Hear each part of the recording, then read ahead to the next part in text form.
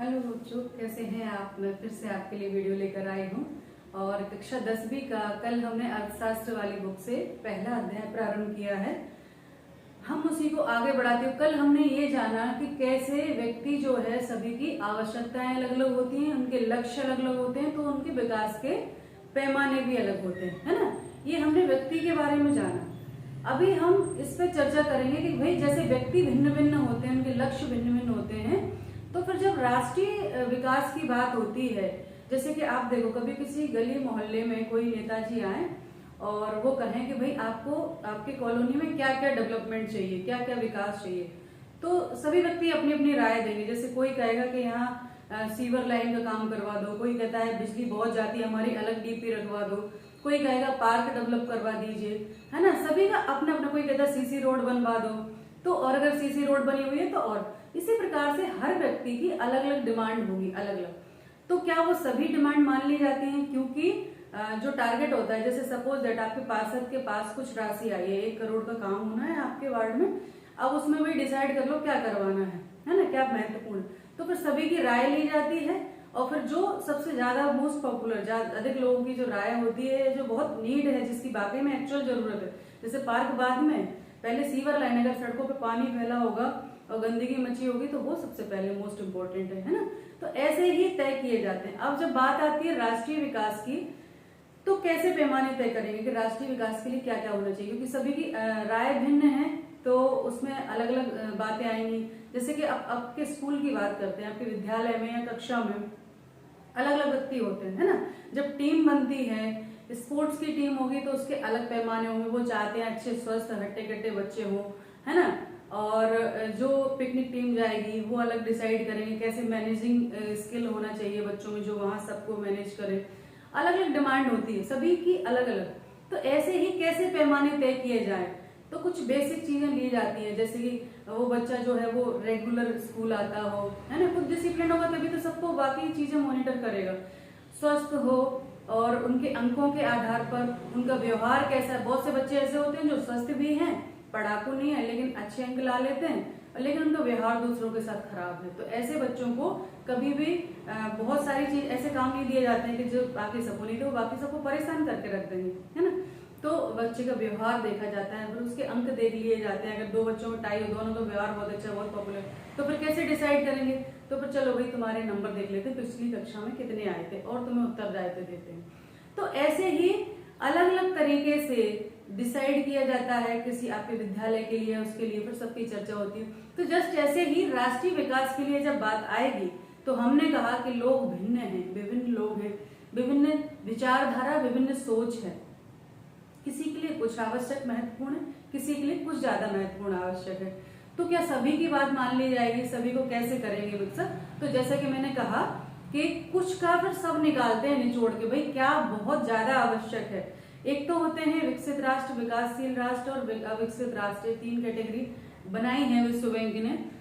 उनके आधार पर भाई किसको क्या जरूरत है। तो बहुत से देश ऐसे हैं आज हमारे देश में या अन्य जो विकासशील राष्ट्र हैं, उनमें रोटी पानी कपड़ा, यानी सबको भोजन उपलब्ध हो, कोई भूखा न सोए, सबको छत मिले, सबको स्वास्थ्य मिले, सबको शिक्षा मिले। हम ये बुनियादी जरूरतों की बात करते हैं। लेकिन जो विकसित कंट्री है वहां उनने ये सब पहले ही पा लिया है, तो वो और उससे ऊपर की बात करते हैं कि प्रति व्यक्ति आय इतनी होनी चाहिए, स्वास्थ्य के पैमाने ये हो, है ना, जल स्तर ये, इस तरह का पोषण स्तर ये मिलना चाहिए भोजन में। ये सारी चीजें, जैसे जैसे मैंने कहा ना पहले कि भाई पहले हमारे पास एक घर नहीं होता तो नीड होती, घर हो, फिर कार हो, फिर और भी बहुत सारा। तो ऐसे ही विकास के अलग अलग पैमाने हैं जो समय के साथ बढ़े। जब हम एक स्टेप पूरा कर लेते हैं तो हम उसके आगे की चाह रखने लगते हैं। तो राष्ट्रीय विकास की आज हम चर्चा करेंगे। राष्ट्रीय विकास जो है वो कैसे तय करते हैं। तो राष्ट्रीय विकास के लिए बहुत सारे अलग अलग बातें आती हैं, सभी लोगों की भिन्न भिन्न राय होती है, पर कुछ बेसिक चीजें होती हैं जिनके आधार पर विकास के पैमाने तय करते हैं। कोई राष्ट्र विकसित होने के लिए या विकास, जो विकसित राष्ट्र होने के लिए उसको क्या क्या मापदंड पूरे करने होंगे, है ना। तो हमारे यहाँ जो विश्व बैंक है वर्ल्ड में, वो तय करती है कि भाई ये होना चाहिए। संयुक्त राष्ट्र संघ है, उसका पार्ट है विश्व बैंक। तो ये सारे अंतरराष्ट्रीय मानक तय किए जाते हैं। तो यहाँ पर हम देखें कि राष्ट्रीय विकास को आमतौर पर प्रति व्यक्ति आय के आधार पर मापा जाता है, मोटे तौर पर। हालांकि बाद में और भी चीजें जुड़ेंगी, अभी जो मैंने आपसे चर्चा की, पोषण भी जुड़ेगा, सब कुछ, शिक्षा भी जुड़ेगी, लेकिन सबसे पहले प्रति व्यक्ति आय के आधार पर सबसे मोस्ट इम्पोर्टेंट जो पहलू है वो है प्रति व्यक्ति आय के आधार पर उसको मापा जाता है। अब प्रति व्यक्ति आय कैसे निकालेंगे? मान लीजिए किसी देश की जनसंख्या, कुल सभी व्यक्तियों द्वारा कमाया हुआ जो आय होती है उसमें उस देश की जनसंख्या से भाग देते हैं तो प्रति व्यक्ति आय निकल जाती है। अब मान लो किसी देश की आबादी 1 करोड़ है और हमारे देश की 130 करोड़ है, तो वो जो 1 करोड़ वाले व्यक्ति बहुत ज्यादा कमा रहे हैं, फिर भी वो 130 करोड़ लोगों से तो कम ही कमा पाएंगे। तो क्या ये कहेंगे कि भारत विकसित है और वो 1 करोड़ देश वाला डेवलप कंट्री है, वो गरीब है?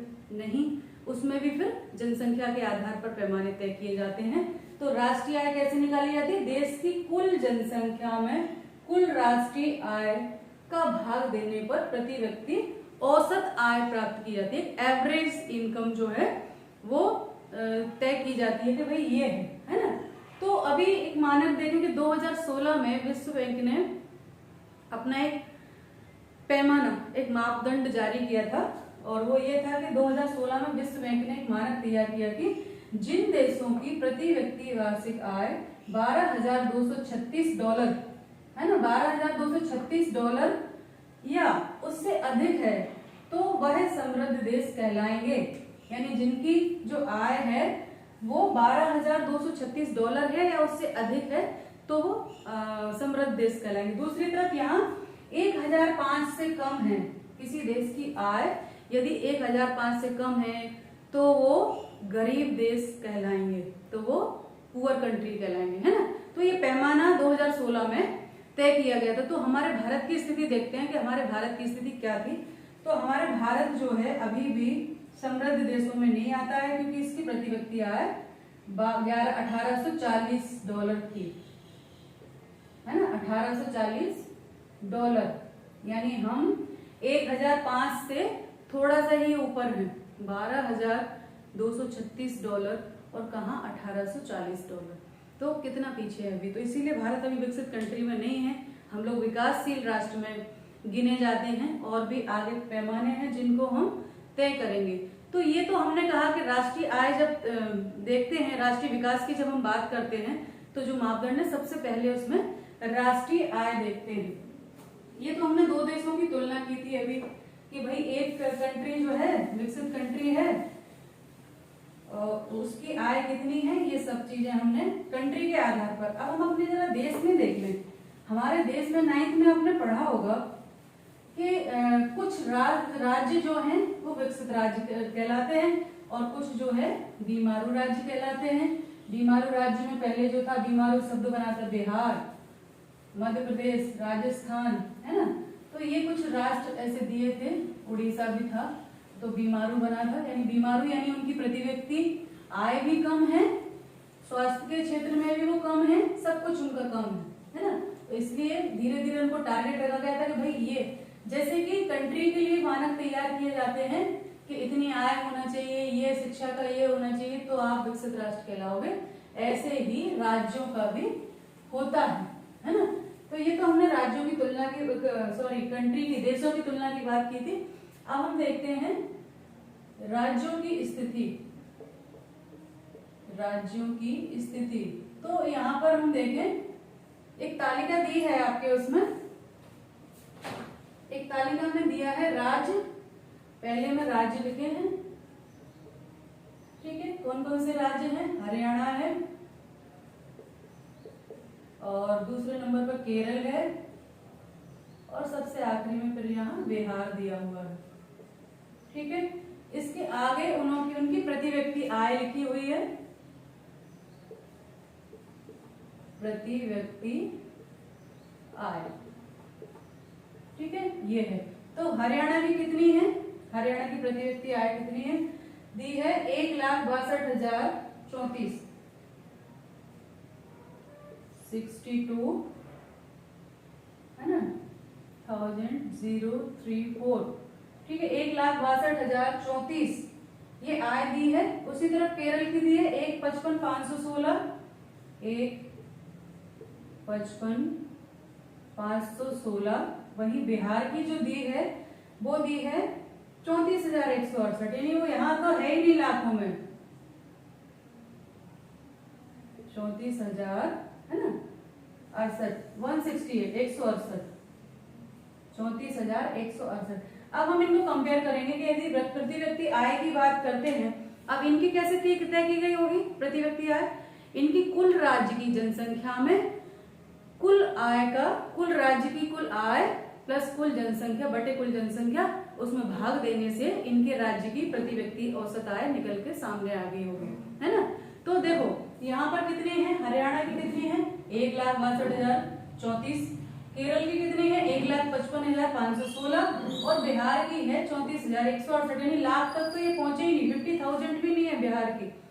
तो इसका अर्थ क्या है, इसका अर्थ ये है कि भाई हरियाणा जो है वो विकसित राज्य है, उसके बाद केरल सेकंड नंबर पर, और ये बहुत पुअर राष्ट्र है बिहार। इसकी सिर्फ 34,168 आय पूरे साल की है, तो फिर कैसे काम चलेगा, है ना। तो ये ऐसे करके हम तुलनात्मक रूप से निकालते हैं कि कौन सी कंट्री विकसित कंट्री है, कौन सी कंट्री विकासशील है और कौन सी अविकसित है, अभी कौन सी पुअर है, कौन सी जो है रिच है। इसी प्रकार राज्यों का निकलता है। तो फिर उनके पास पैमाने तय किए जाते हैं कि भाई तुम्हारे पास ये होगा तब तुम विकसित राज्य में आ पाओगे। तो फिर वहां की सरकार अपनी नीतियां, अपने कार्यक्रम, अपनी स्ट्रेटेजी बनाती है और उसके आधार पर वो वरीयता देते हैं हमें कैसे कैसे क्या करना है, जिससे हम भी विकसित राज्य की श्रेणी में आए। या देश सोचते हैं कि हम विकसित कंट्री तो नहीं कम से कम पर उसके ऊपर तक तो पहुंचे। जैसे कि भारत का मैंने बताया था $1840, कहाँ 12,236, कितना अंतर है, कई गुना अभी बहुत करना है, तब जाके हम वहां पहुंचेंगे। तो ये राष्ट्रीय आय विकास के कुछ पैमाने हैं, और भी चीजें इसमें जुड़ेंगी, अगली तालिका आप देखेंगे उसमें और भी बहुत कुछ है। बहुत से बच्चों के पास अभी सारी पुस्तकें नहीं पहुंची, किसी को मिली हैं तो किसी को 2 मिल गई, किसी को 1 मिल गई, तो अभी बहुत सारा है। तो इसीलिए मैंने स्टार्ट किया है कम से कम इसके माध्यम से। और आपके पास नहीं है तो आप अपने मोबाइल पर दीक्षा ऐप डाउनलोड कर लें और उसमें मध्य प्रदेश शासन का डालेंगे। जैसे आप शुरू करेंगे वो मांगते जाएंगे, आप देते जाना। हमारे बच्चे बहुत स्मार्ट हो गए पिछले 1-2 साल में ये सब करते करते, तो आप सब कर लेंगे। नहीं आए तो अपने टीचर से पूछ लेना, उन सबको ट्रेनिंग कराई जा रही है दीक्षा ऐप की, और वहां से डाउनलोड कर लीजिए आप अपनी बुक, तो आपको मिल जाएगी और उसमें हम पढ़ लेंगे। उसके प्रिंट निकलवा सकते हो या ऐसे भी पीडीएफ में रख सकते हो, तो जब भी जरूरत हो कौन सा पेज खोलना है, कौन सा करना है, और अपना कर सकते हो।